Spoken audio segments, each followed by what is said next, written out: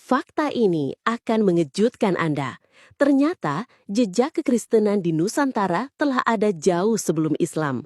Bahkan, telah ada sejaman dengan Nabi Muhammad, yaitu pada pertengahan abad ke-7. Follow akun ini, dan kita akan melanjutkan membuka tabir sejarah yang terlupakan. Tempat bernama Barus di Sumatera Utara dulunya adalah sebuah kota kuno yang disebutkan dalam banyak naskah penting masa lalu. Nagara Kertagama sudah menyebutkan Barus sebagai kota perdagangan yang tunduk pada Majapahit. Tetapi jauh sebelum itu, para sejarawan dunia telah menemukan fakta bahwa Barus bukan hanya menjadi pusat perdagangan, tetapi juga menjadi pintu masuk peradaban-peradaban luar dan menjadi tempat perjumpaan berbagai agama dan kepercayaan. Mengapa Barus menjadi begitu penting bagi dunia?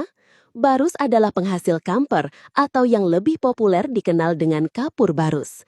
Aromanya yang magis dan khasiatnya yang banyak, mulai dari pengusir hama, kosmetik, hingga ritual keagamaan, membuat kapur barus menjadi komoditas yang paling dicari kala itu setelah emas. Itulah sebabnya banyak pedagang maupun pelancong datang ke Barus untuk menemukan kapur barus. Itu pula yang membuat Barus menjadi simpul pertemuan bangsa-bangsa yang membawa kebudayaan dan kepercayaannya. Dan fakta mengejutkan, ternyata pada abad ke-7 telah ditemukan keberadaan komunitas Kristen dari aliran Nestorian hidup di Barus.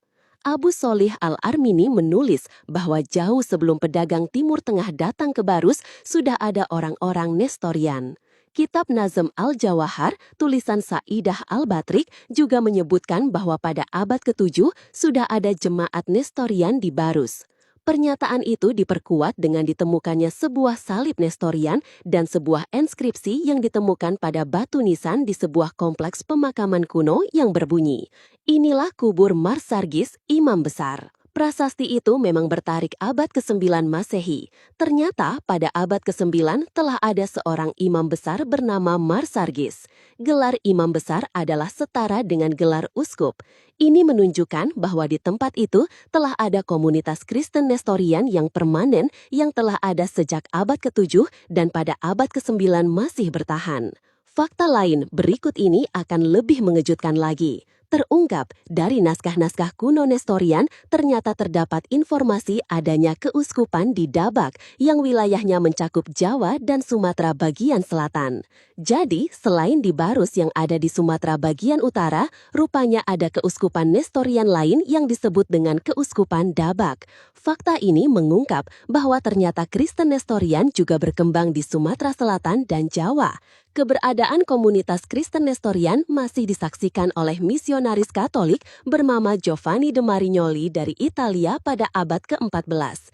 Ia menyebutkan bahwa ditemukan adanya jemaat-jemaat Kristen Arab di Majapahit dan Sriwijaya yang melakukan sembahyang dengan ritus ala Nestorian.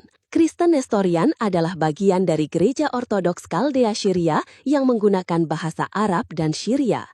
Aliran Kristen ini disebut Nestorian karena mengikuti ajaran Nestorius. Dari Syria, aliran Kristen ini menyebar hingga ke Tiongkok, India, dan termasuk Nusantara.